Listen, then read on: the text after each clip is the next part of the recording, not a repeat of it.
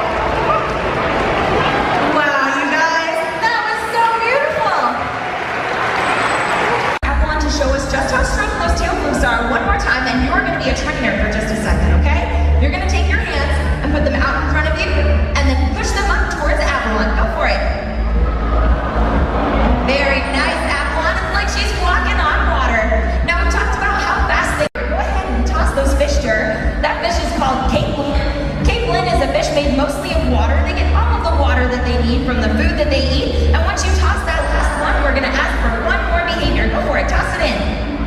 Nice job. Looks like he's coming for my job. All right, this behavior is called a bow. We're going to send it on the count of 3. Take your hand, point it out towards your hip like this. There we go, and then make a check mark across your body. Ready? 1, 2, 3, check mark. Ladies and gentlemen, once again, let's hear it for Both small and large cetaceans are insulated by their thick blubber layer.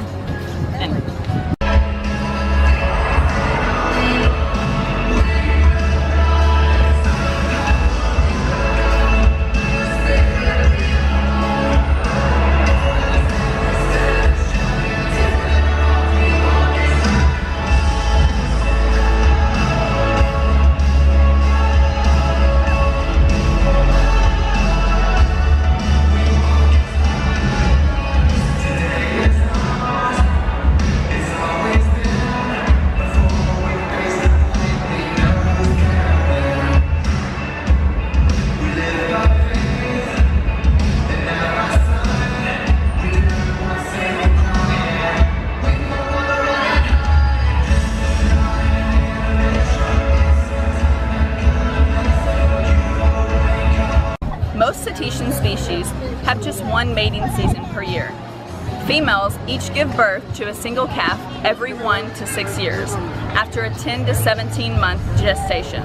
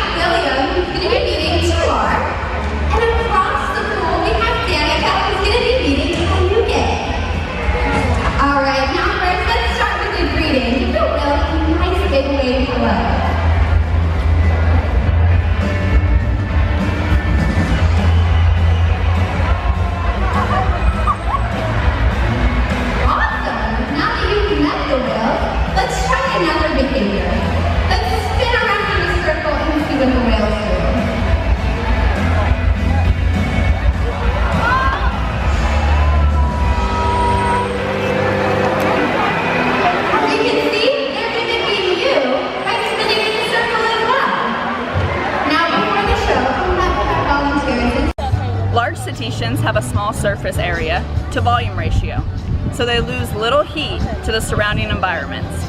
Cetaceans are very large animals. They range in size from 20 to 180,000 kilograms and from 1.2 to 30 meters. Ladies and gentlemen, let's hear it one more time for our two male killer whales, Cetacean and Tuar.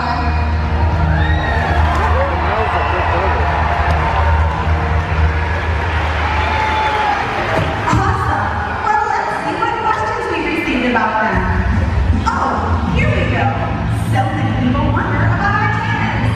In fact, raise your hand if you've ever wanted to be an animal trainer. Wow, that's a lot. Then you should be the dedicated team of trainers who interact with our family of whales here every day. You are my Allie. Allie, who else do we have joining us today? Joining me here on stage, we have Candace and Caitlin. Our trainers are so passionate about what they do here every day.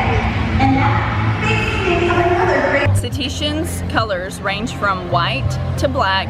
They also have gray and a bluish gray. They also have pink in color, and many are spotted, malted, streaked, or boldly patterned. Cetaceans are found in all different climates, including regions where seawater is near freezing.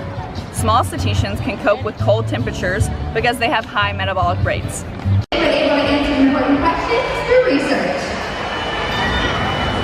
Here at SeaWorld, we have a unique opportunity to conduct research about killer whales, asking important questions that can only be answered in a setting like this. Recently, we conducted a round in the ocean for noise pollution associated with boat traffic. So much of what we learn here is being used to help killer whales in the wild. Of course, there are other questions that can only be explored by studying whales in the ocean. By exploring questions both at SeaWorld and in the wild, our combined research gives all of us a better understanding of killer whales and the place. Cetaceans have a telescoped skull bones. They have an external nares, which is their blowhole, at the top of their head. Cetaceans have a tail that is flattened laterally, and they also have bearing horizontal flukes at the tip. They are basically hairless bodies. That is amazing. They have a thick subcutaneous blubber layer filled with fat and oil. They have a telescoped skull. Oh shoot.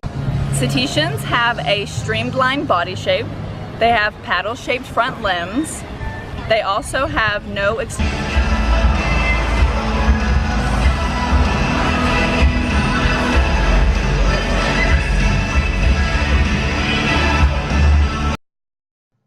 Okay, so since you just watched the video where I went to SeaWorld to show you guys a little more about cetaceans, and you just heard some of the basic facts about them, now I'm going to show you the PowerPoint that I have made for you guys, and that'll talk more about, their family and the history of them, and then I'm going to have clips of videos that I found online for you guys to learn more about cetaceans and just what they look like and what they are. Awesome. When talking about the body of cetaceans, they have many different characteristics. They have a fusiform-shaped body. They also have a large body size. They are all mostly hairless. They all contain a layer of blubber. They do not have any sebaceous glands. The tail on all of these species are flattened and made into flukes. The forelimbs are modified into flippers.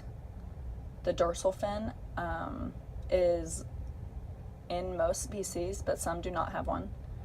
They all contain a blowhole, and their neck is very short, and their skull bones are mostly telescoped. Cetaceans consist of dolphins, whales, and porpoises, like we said earlier in the video. Cetaceans comprise approximately 87 species in 14 families and under 2 suborders. The 2 suborders are the mystics and the odontocetes. The mysticetes contain the baleen-bearing whales, and the odontocetes contain the teeth-bearing whales. just like in this picture, it shows different species of cetaceans and how their size varies with some have teeth, some do not. In this next slide, we show the difference between the mysticetes and the odontocetes. Over here, we have the species and suborder, the mysticetes, and this is the baleen whale. They do not have teeth, they have baleen palates in their mouth. And over here, we have the toothed whales, this is a killer whale, and this is the a species under the odontocetes. And as you can tell, they do have teeth compared to the baleen, who just has the plates.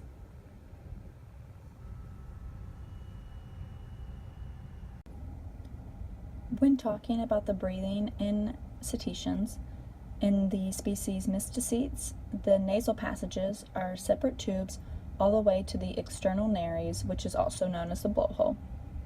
In odontocetes, the two nasal passages branch into a complex series of nasal sacs that eventually combine into a single blowhole. The sperm whale is different because they have a sigmoidolia-shaped blowhole. Toothed whales also have a single blowhole, while baleen whales have two blowholes. Now we're going to talk about the history of the mycetes. They have four families. The first one is family Balandium. The right whales and the bowhead whales are under this family. The next family listed is the family Balanopteridae, which includes the rorquals. The third family listed is the family Escrotriidae, which includes the gray whale. The fourth family under the mycetes would be the family Cetethoridae, which includes the pygmy right whale. The history of the odontocetes would start with the family Delphinidae, which is the dolphins, and then it would go to the family Monodonidae, which is narwhal and the beluga whale. Next is the family Phocinidae, and that includes the porpoises. The next family would be the family Physeteridae, and that includes the sperm whales. The next family would be the family of Platanistidae, which is the river dolphins. The last two families that are listed for the odontocetes would be the family Anetidae, which is the Amazon, La Plata, and Chinese river dolphins. The last family would be the family Xiophilidae, and these are the beaked whales. The sensory adaptations for cetaceans would be that they all have somewhat of a large brain. They are also very intelligent animals, and they, a little side note, they also are compared to primates because they have the same intelligence. On the next one, it says they use auditory communication to be able to communicate throughout the water. Some species can also use echolocation to communicate and to feel where their prey are at. The last one states that dolphins can see as well above the water as below. So now you should be about halfway through the video, and you have seen some of my PowerPoint slides that I have put together for you guys and my SeaWorld trip. So now for the second half, I have some videos from the internet to show you really what cetaceans are and just give more interesting facts about them. So hope you like it. Basic terms, a dolphin's echolocation works like this. The animal produces a series of low and high frequency sounds that are transmitted through its forehead. After these sonic waves hit an object, echoes bounce back. The greater the distance, the longer the delay in their return. When the dolphin receives the reflected signals, it forms a mental image of the target's location, size, and speed. When they're chasing a fish, they'll go into a huge school of fish and they'll zero in on one fish.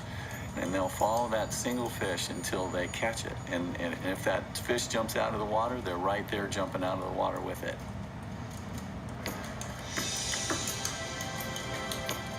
Echolocation requires several component parts, each designed for a specific function. When integrated, they form the most efficient sonar system on Earth, natural or man-made.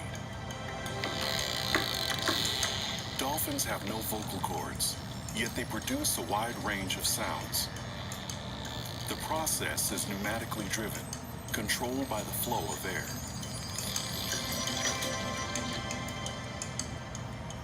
Rising to the surface of the ocean, the dolphin exhales, then takes a quick breath.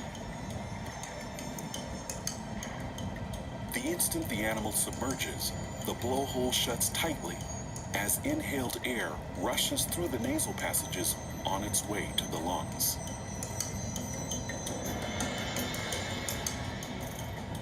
The engine that drives sound production is the larynx, a piston-like organ covered by muscles.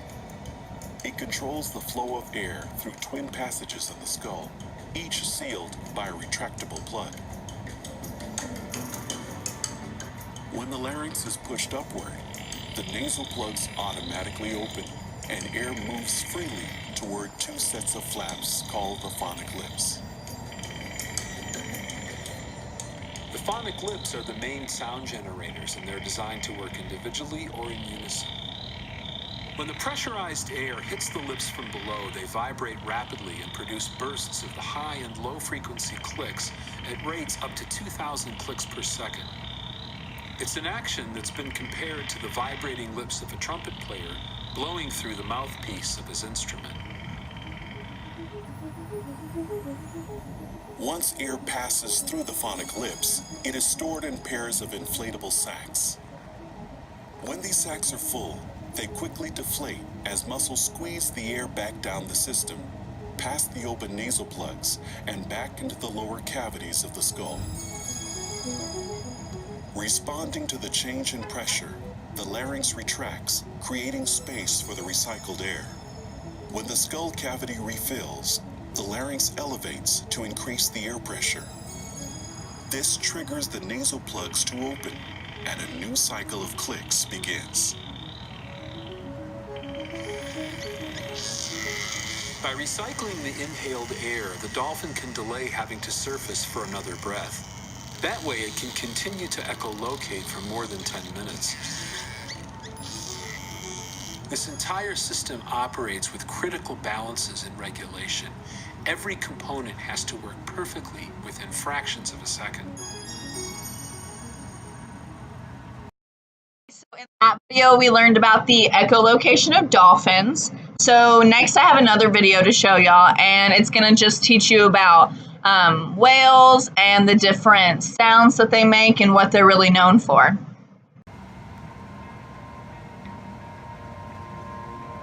One enduring mystery surrounds the most celebrated musical event in nature, the songs of the humpback whale, currently playing off the islands of Hawaii in the middle of the Pacific Ocean.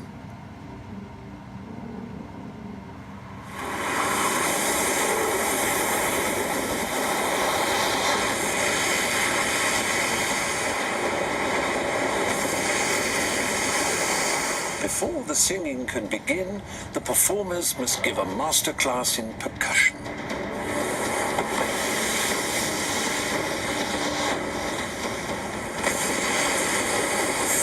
Ton bodies hit the sea with an ear-splitting crash. And giant tail flukes thunder out a message to rival males.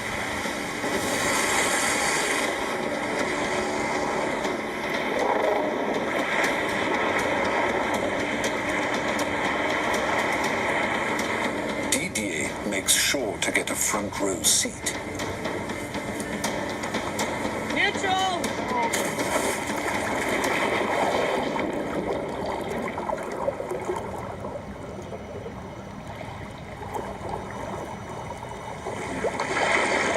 The ocean reverberates with explosions of bubbles.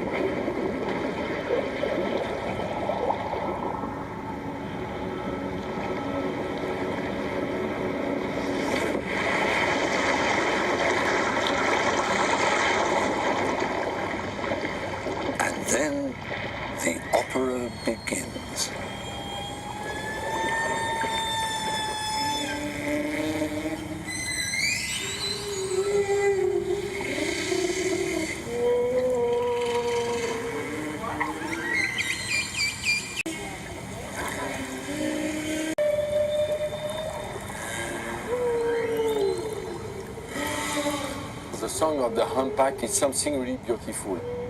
The most beautiful sound you can hear in the sea.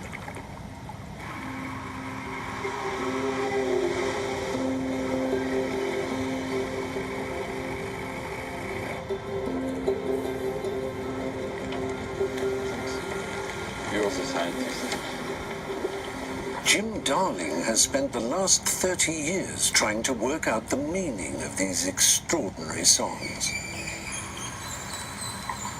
It's very close.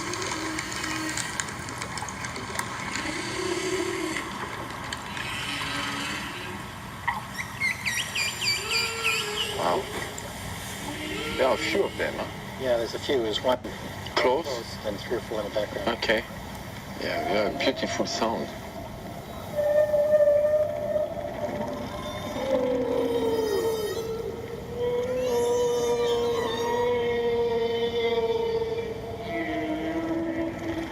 With his mouth shut tight, shunting air back and forth through a larynx the size of a phone box, technically he's humming, not singing. Whatever it is, it's a voice that can travel thousands of miles, across entire oceans.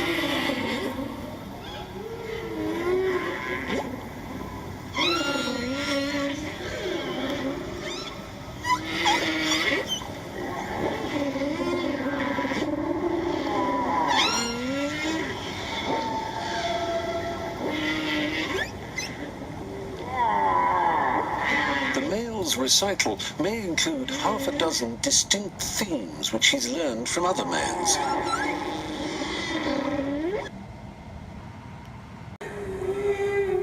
He may even add his own improvised variations.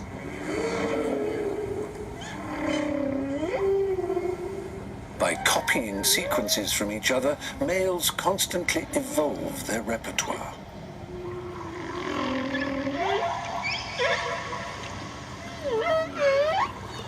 Does it have a purpose? For a long time, it was presumed that the singers were singing to attract a female. And I think people like that idea because it's been written about a lot. But there's not a shred of evidence for it. We've never seen a female approach a male. If they aren't calling a mate, then why are they singing? Is it a way for males to size each other up? Could they even be making music for pleasure? The truth is that nobody knows.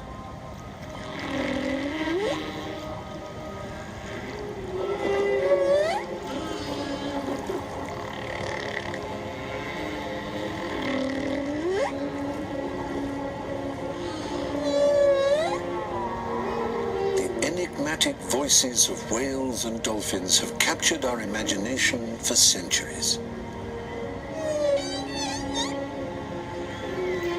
Scientists may one day find out the whole truth behind these extraordinary voices of the sea, but for now, the private life of these ocean giants remains wonderfully mysterious.